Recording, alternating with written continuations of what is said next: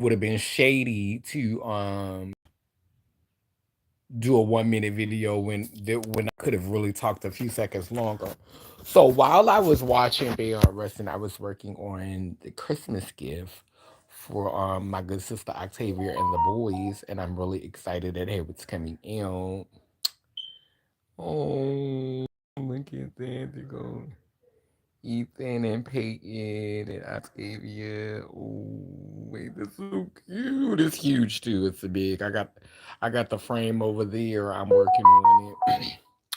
But yeah, I ain't even. But anyway, back to back to this Bayard Rustin story. So I really found it interesting for me that Bayard Rustin was um able to keep dating Caucasian men after taking those, those stompings. It was like most often Caucasian men who were stomping out my good ancestor. And he was able to keep dating them. And I just, shout out to Bayard Rustin, my good ancestor for being able to take those beatings because if peace has to come at that price, it's not gonna come through me. I want peace. I love peace, but I don't love peace so much that I don't love peace that much. I want to live in a peaceful society where we not walking around here mauling each other and whooping each other. But I guess that's why I believe in wholeness, lay lim, lay lur, because in nature there's violence. You know what I'm saying? When the little birds are born and they got to face violent storms. You know what I'm saying? When the little out there in nature, it's violence. Violence happens. It's just a natural part of life. So I don't look for violence. I don't seek violence. Violence is not my first language, but I'm not about to take too many ass whoopings. So, I'm thankful for what Bayard Rustin was able to do. I'm thankful for what Bayard was able to model for us. I am so grateful. I love my ancestor for being able to be that example of humanity for us. But if y'all was dependent on me to do it, you'll be waiting. But I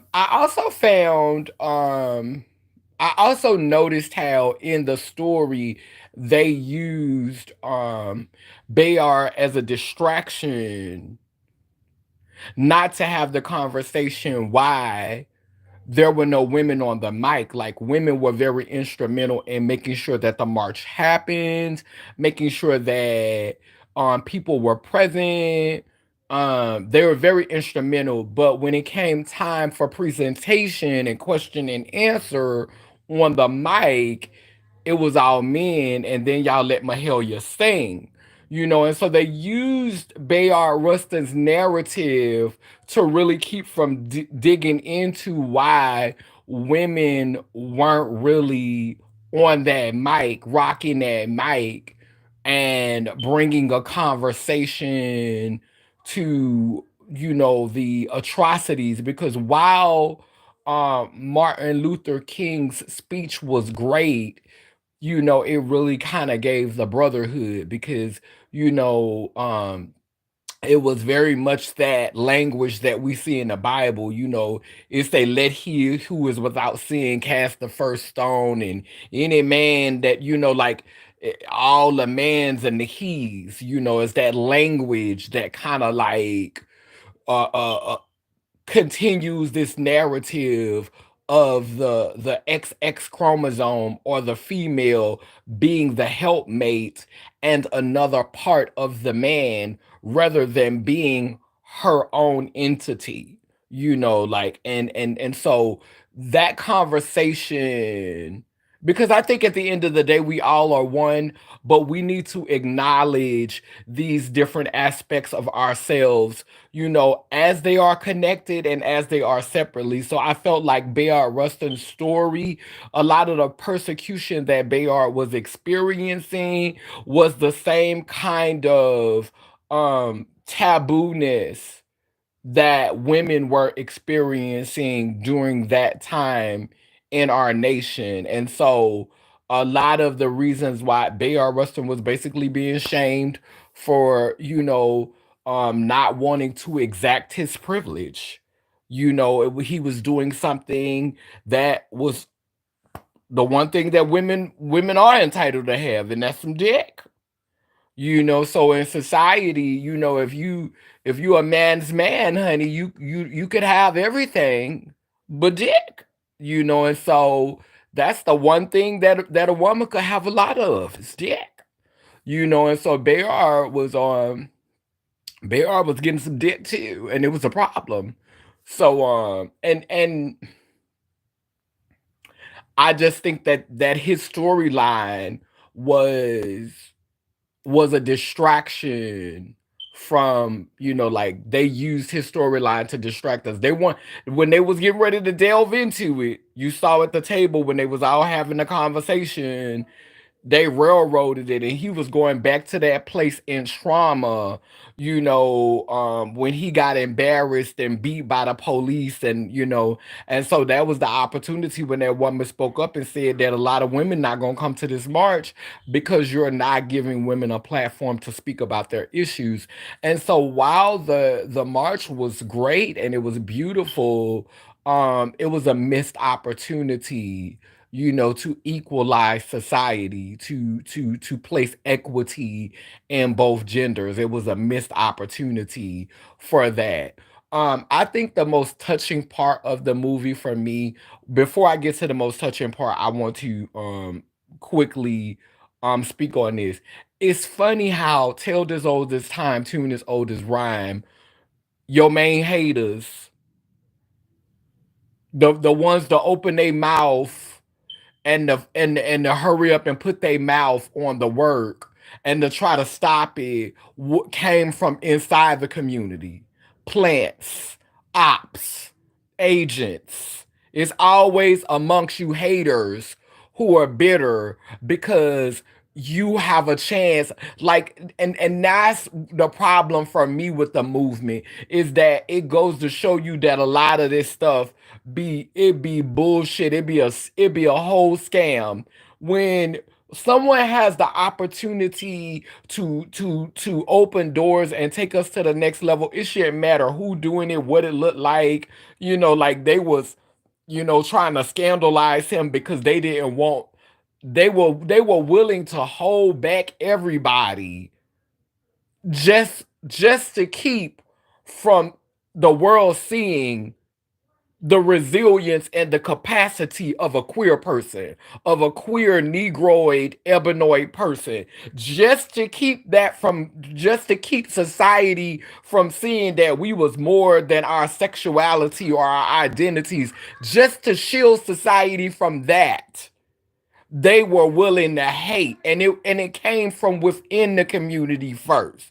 So tell this old as time, tune as old as rhyme, it's always gonna be people in your own camp trying to control the narrative. And then what gets me, and I see this amongst us all the time, we'll be talking about, "Oh, why they don't support my content, why they hating on me." Miss Thing, you're a hater.